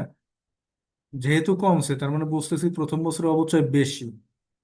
তাহলে এই বছরের আয়ের উপরে সবচেয়ে বেশি প্রভাব পড়ছে না অন্য বছরের তুলনায়? আয় কমানো হয়ে গেছে না অনেক বেশি টাকা? কিন্তু স্টেট লাইনে আমরা জানি 21,300 টাকা ছিল অবচয়।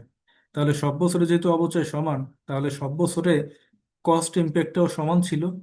আয় বিবরণীতে অতটা নেগেটিভ ইম্প্যাক্ট পড়ে নাই, বা সমান হারে পড়ছে কম্পারেটিভলি। আর এই ক্ষেত্রে প্রথম বছরে অনেক বেশি ইম্প্যাক্ট পড়ছে, আর শেষ বছরে অনেক কম, প্রায় 10 ভাগের 1 ভাগ ইম্প্যাক্ট। তো এইটা আর একটা রিজন যে কারণে আমরা হচ্ছে এই অঙ্কের জন্য সিদ্ধান্ত নিলাম যে এটা স্ট্রেট লাইন মেথড হবে। তো সিদ্ধান্ত নেওয়ার জন্য একটু রিক্যাপ করি কথাগুলোকে।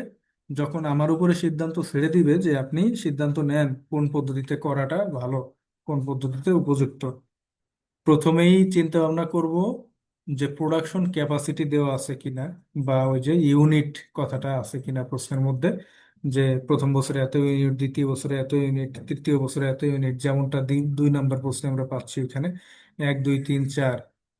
প্রোডাকশন ইন ইয়ার 1 2 3 4, তিনটা বছরের প্রোডাকশনের বলছে 200 300 200 100 প্রোডাকশনের ক্যাপাসিটি বলা আছে। তো যদি এরকম বলা থাকে তখন তো কোনো কথা নাই, এটা ইউনিটস অফ অ্যাক্টিভিটি মেথডের অঙ্ক। এখন আমাকে সিদ্ধান্ত যদি নিতে বলে তাহলে ইউনিটস অফ অ্যাক্টিভিটিতেই এই অঙ্কটা করতে হবে।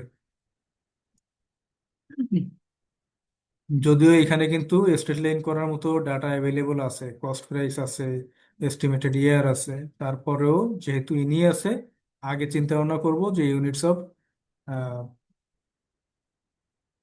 অ্যাক্টিভিটি আছে কিনা, এই ডাটা অ্যাভেলেবল আছে কিনা, তাহলে ওই পদ্ধতিতে করব। দ্বিতীয় চিন্তা ভাবনা করব ডাবল ডেক্লাইনিং নিব নাকি স্ট্রেট লাইন নিব। তো ডাবল ডেক্লাইনিং এর জন্য আমরা কিছু ফোকাস পয়েন্ট বলছি। ফোকাস পয়েন্টটা কি? যদি মেশিনারি হয় সেই মেশিনারির নেচার আমার একটু বোঝার চেষ্টা করতে হবে, অথবা প্রশ্নের মধ্যে যদি ওরকম থাকে যে ধরেন এরকম প্রোডাকশন দেওয়া আছে, প্রথম বছরে 500, পরের বছরে 400, তারপরের বছরে 300, তারপরের বছরে 200, তাহলে প্রোডাকশন আমরা বুঝতেছি যে কমছে, বা অন্য কোনো একটা হিন্ট এমন দিল যে প্রথম দিকে ওর ক্যাপাসিটি 100% ক্যাপাসিটি ইউজ করা যায়, তারপরের বছরে ক্যাপাসিটি 70%-এ নেমে যায়, তারপরের বছরে 40-তে নেমে যায়।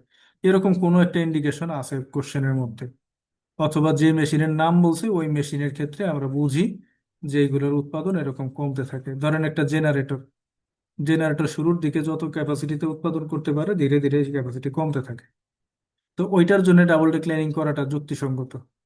কিন্তু যদি একটা ফার্নিচারের কথা বলে, একটা বিল্ডিং এর কথা বলে, বা নর্মাল একটা মেশিনের কথা বলে, ধরেন আপনার একটা অঙ্ক আসছে ট্র্যাক্টর বা কাভার্ড ভ্যান, এইটা প্রথমে যতটা মাইলেজ দেয় আস্তে আস্তে মাইলেজ কমতে থাকে না? ওই প্রশ্নের উত্তরে যদি আমাকে মতামত চায় বা আমাকে সিদ্ধান্ত নিতে বলে কোন মেথডে করবেন, তাহলে চোখ বন্ধ করে ডাবল ডিক্লাইনিং এ যাবেন। কারণ ওইটার নেচার এই আমি বুঝি যে এটা এই নেচারের, প্রথম দিকের প্রোডাকশন ক্যাপাসিটি বেশি, দ্বিতীয় পরের দিকে আস্তে আস্তে কমে। যেগুলোতে কিছুই বোঝা যায় না, নিউট্রাল থাকি, এবং স্ট্রেট লাইন মেথডের অবচয় বের করার অ্যাভেলেবল ডাটা আছে, সেই পদ্ধতিতে আমরা তখনই সিদ্ধান্ত নিব যে এটা স্ট্রেট লাইনে করব। ঠিক আছে? ওকে দাদা, কিন্তু আমার একটা কোয়েশ্চেন ছিল। হুম, বলেন। আমরা স্টেট লাইন মেথড আগেরটাতে ইউজ করছি, হুম। কিন্তু আমি ডাবল ডিক্লাইন মেথডের মানে অঙ্কটাতে ডাবল ডিক্লাইন মেথডে বের করছি ডেপ্রিসিয়েশনটা, রেট যেটা। হুম। কিন্তু আমি আমি বলতেছি যে না, আমরা স্টেট লাইন মেথড ইউজ করছি। ব্যাপারটা কি এরকম? আমি কি না, বোঝাতে পারছি? আমরা এইখানে এই সিদ্ধান্তের প্রশ্নটা আসছি 3 নাম্বার রিকোয়ারমেন্ট থেকে। মানে যে প্রশ্নটা আমাদের সামনে দেওয়া, আমি আসলে এই প্রশ্নটা সাজাইছি সবকিছু বোঝানোর জন্য একটার মধ্যে থেকে। একই সাথে আপনাকে ডাবল ডিক্লাইনিং চাবে এবং স্ট্রেট লাইন চাবে, এটা হওয়ার কথা না।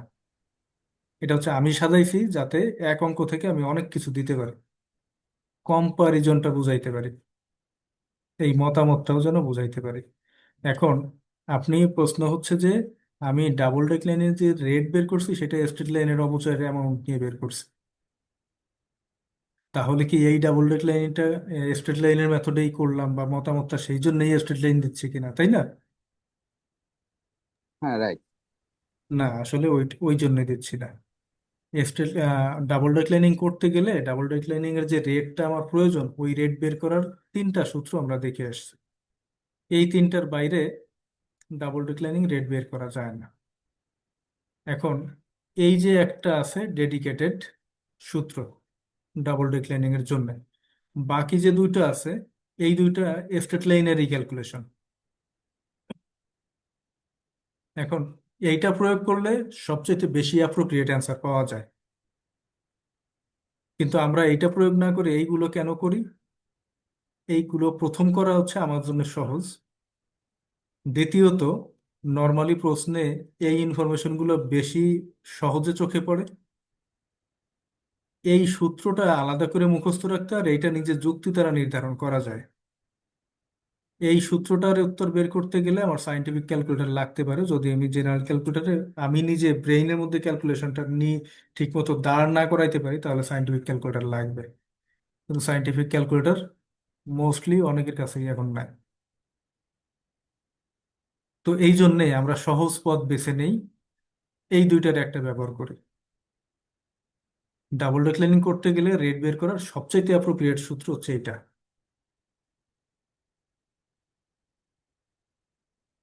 তাহলে এই ডাবল ডিক্লাইনিং আমরা যে অঙ্ক করছি ওই অঙ্কে যে রেট বের করার জন্য স্ট্রেট লাইনে নিছিলাম, এটা আসলে ওই স্ট্রেট লাইনে প্রায়োরিটি দেওয়ার জন্য নিছি তা না, এটা আমাদের সুবিধার জন্য আমরা নিছি।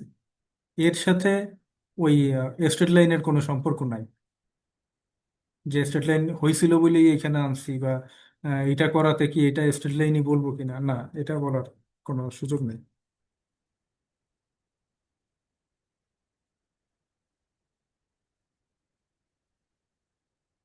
আমি কি ক্লিয়ার করতে পারছি ভাই? জি, জি। ডেপ্রিসিয়েশনের আমরা দুটো পদ্ধতি, এবং যেটা আইবিবির টেক্সট বুকে কভার করে নাই কিন্তু এই কন্টেন্টের সাথে রিলেটেড, সেটা পর্যন্ত কভার করলাম একটা অঙ্ক থেকে। আর একটা অঙ্ক আছে যেটা সলিউশন আমি এখনো রেডি করি নাই, এটা আপনাদের দিলেও মানে এটা অত্যাচার হয়ে যাবে, কারণ এই পদ্ধতির অঙ্ক একটাও দেখাইনি আমি আসলে। এটা টোটাল শিটটা কমপ্লিট করতে পারিনি এখনো, এখানে আরো কিছু ম্যাথ অ্যাড হবে, আমি এটা অ্যাড করে দেন আপনাদের সাথে শেয়ার করব। তো আমরা যে তিনটা পদ্ধতি আইবিবির প্রেসক্রিপশন, তিনটা পদ্ধতি দুটো কিন্তু শিখে ফেলছি, এবং এর বাইরে এই দুটোর মধ্যে এডিশনাল অন্য কোনো কথা বলার প্রয়োজন আছে বলে আমার মনে হয় না। এই যতটুকু বললাম এতটুকুই, এটাই অনেক বেশি বলা।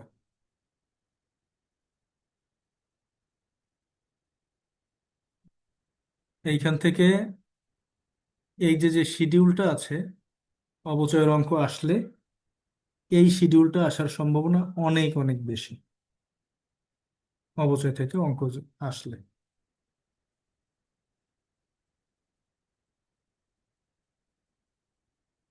আজকের ক্লাস আমরা এইখানে শেষ করতে চাচ্ছি, কারণ দ্বিতীয় পার্টটা আমি এখনো রেডি করতে পারিনি, নইলে ওইটাও দেখাই দিতাম।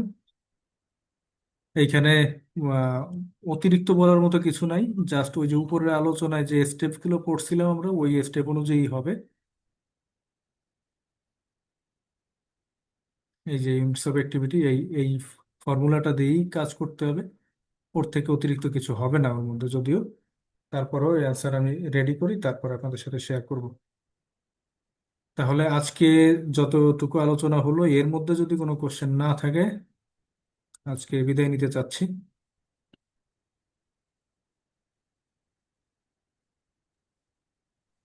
আচ্ছা দাদা, অঙ্কটা করতে গিয়ে যদি কখনো কোনো ভুল হয়, হ্যাঁ। আমি হয়তো ধরতে পারি নাই, হুম। কিন্তু আমার যিনি খাতা দেখবেন উনি কি নাম্বার দেওয়ার সুযোগ থাকে? অ্যাকাউন্টিং এ বেশিরভাগ অঙ্কেই নাম্বার দেওয়ার সুযোগ থাকে। এবার ভুলের জায়গাটা একটা গুরুত্বপূর্ণ বিষয়। ধরেন অবচয়ের এইখানে ভুল করতে পারেন কোথায়, এই শিডিউলটার মধ্যে যদি ভুল করেন, শিডিউলটার মধ্যে ভুল যে কোনো জায়গায় করতে পারেন, তাই না? এখন ধরেন পার্সেন্টেজ ক্যালকুলেশনে ভুল হয়েছে, তাহলে এই শিডিউলের কিন্তু টোটালটা ভুল। এখন পার্সেন্টেজ ক্যালকুলেশনটা ঠিক আছে, এই শেষ রোতে এসে এই ক্লোজিং অ্যামাউন্টটা ম্যাচ করানোর দরকার ছিল, এটা ম্যাচ করার নাই, খেয়াল করেন নাই, এটাও একটা ভুল। কিন্তু এই পার্সেন্টেজ ভুলের কারণে যে ইম্প্যাক্ট আর এই ভুলের কারণে যে ইম্প্যাক্ট, এই দুটোর ইম্প্যাক্ট কিন্তু সেম না। পার্সেন্টেজ ভুলের কারণে এরপরের সবটুকু ভুল হয়ে গেছে, কিন্তু এইটা ভুলের কারণে শুধু এই একটা বছর ভুল হয়েছে। এই অঙ্কটা যদি 8 মার্কসের অঙ্ক হয় তাহলে আপনি 6 পেয়ে যাবেন, আর যদি এইখানে ভুল করে আসেন তাহলে আপনি 2, 3 বা 4 হাইস্ট পাবেন। জি, থ্যাংক ইউ। তাহলে আজকে এ পর্যন্তই। জি, ভালো থাকবেন, আর জি। ভিডিওটা শেয়ার করব, ভিডিওটা অন্তত আরেকবার শুনেন। আমি পিডিএফটা মানে আজকে রাত্রে নাও দিতে পারি।